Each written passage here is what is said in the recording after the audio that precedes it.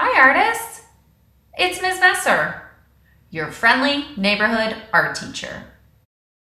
Today I'm going to talk with you about how to use household items to make a sculpture and then use your art brain to draw it. The supplies you will need vary, but you'll need around 4 to 6 items, found objects, junk, and trash, not your sister's favorite toy, but things no one will miss. You can also use scissors and tape, but if you don't have those things, you'll just have to get a little more creative. You'll also want to gather some drawing supplies you'd like to use, like pencils, markers, crayons, and a piece of paper. Let's start by thinking of some household items you could use. I got a twist tie, a toilet paper tube, a few rubber bands, a thingamajig that I don't even know what it is, 2 birthday candles, and a paper clip. Watch as I cut, wrap, tear, bend, tie, and fold them into a silly-looking sculpture. For my last step, I drew dots and lines on my sculpture with marker.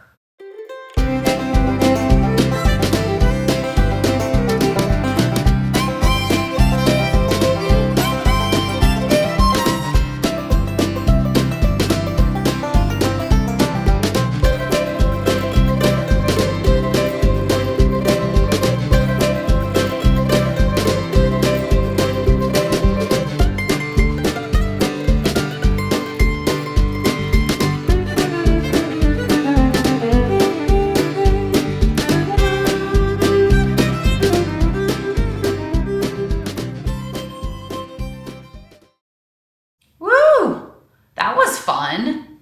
Our next step is to draw this funky little sculpture using a very smart sounding phrase, observational drawing. Observational drawing is when you look at something very closely and you draw it just how you see it. It's a skill that grows when you practice it. Let's start with the basics. You definitely want to use a pencil to start with. Step number 2 says to make lots of mistakes because they help us grow. Step number 3 is to work through your mistakes using an eraser. And the next thing you're going to do is look very hard at your sculpture and start by drawing the biggest shapes you can see. Then you'll do the medium shapes, and then you'll do details, shading, and coloring. Let's start by talking about how you hold your pencil to draw. As you've grown up, your parents and teachers have been helping you learn to write. And to learn to write, you hold your pencil a certain way. You hold it down by the tip and you grip it very hard. This is so you can have control over your hand and you can work very hard to get your letters right. But drawing is different, so you actually have to hold your pencil differently. Instead of being tight down by the tip of the pencil, you're going to slide your hand up the pencil, closer to the eraser. You're going to loosen your grip too. It's going to feel very weird if you've never done it before. But if it feels weird, that means you're doing it correctly.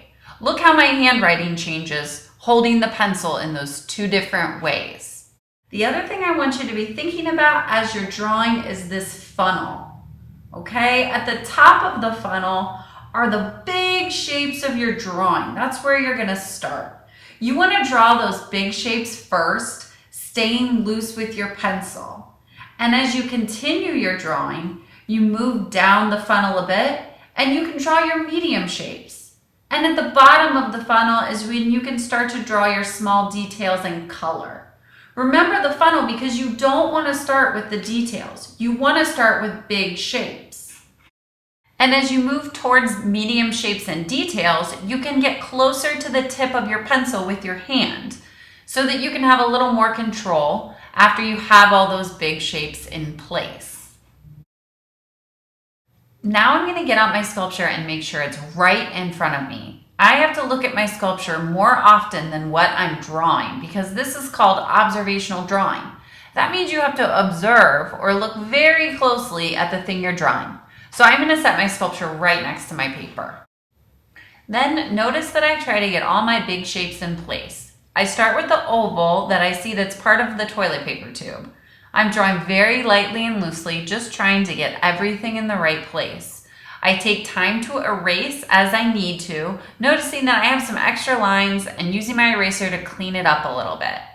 Once I've started getting all the big shapes in place, I can move on to the medium parts of this sculpture. I can even move my hand down a little closer to the tip so that I can apply more pressure and control. Notice as I continue drawing, I'm pushing a little bit harder with my pencil and I'm getting a little more confident putting lines in the right places.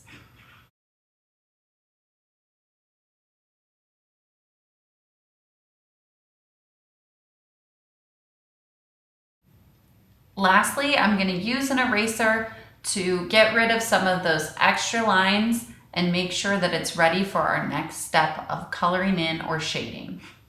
So we have this really nice drawing now, and there's lots of ways you could choose to finish it.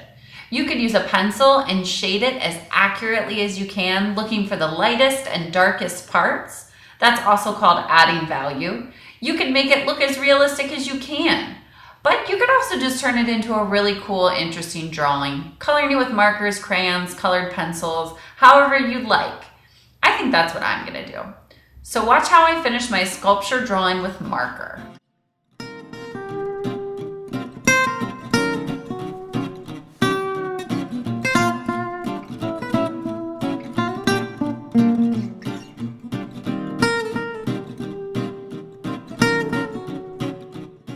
Everyone, I'm really proud of what I made. I worked on it hard and I had fun. I hope I helped you make something great today. Keep up the hard work, artists.